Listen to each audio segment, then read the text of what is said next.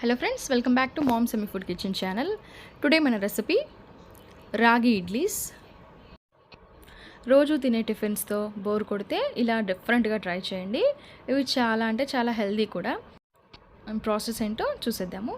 ముందుగా 1/2 కిలో వరకు మినపప్పుని నానబెట్టుకోవాలి. 4 to 5 అవర్స్ వరకు మినపప్పుని నానబెట్టుకొని తర్వాత వీటిని 3 times వాష్ చేసేసి ఒక మిక్సర్ జార్ తీసుకొని అందులోకి పప్పు మొత్తం వేసుకొని మెత్తగా పేస్ట్ లాగా మిక్సీ వేసుకోవాలి. స్మూత్గా మిక్సీ వేసుకున్న పిండిని ఒక గిన్నెలోకి తీసుకోవాలి.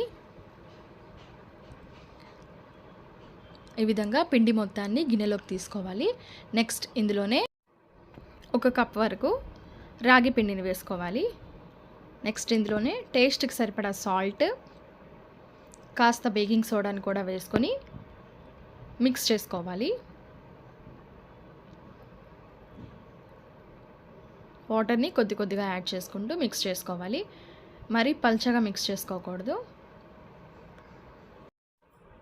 ఈ విధంగా మిక్స్ చేసుకున్న పిండి మీద మూత పెట్టేసి ఓవర్ నైట్ అలా ఉంచేసేయాలి. నెక్స్ట్ డే మార్నింగ్కి పిండి అనేది బాగా పులుసు ఉంటుంది. నెక్స్ట్ ఇప్పుడు ఇడ్లీస్ వేసుకోవడానికి ఇడ్లీ ట్రేస్ని తీసుకొని వాటికి ఆయిల్ అప్లై చేసుకోవాలి.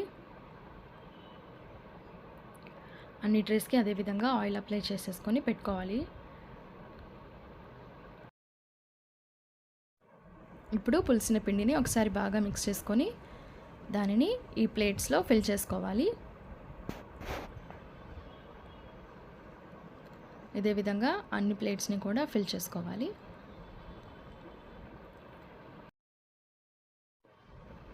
ఇప్పుడు ఇడ్లీ పాత్ర తీసుకొని అందులో వాటర్ని వేసుకోవాలి.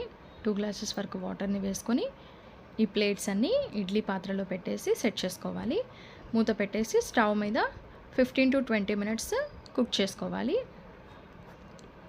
మనకి ఇడ్లీస్ అనేది ఈ విధంగా రెడీ అయిపోయి ఉంటాయి.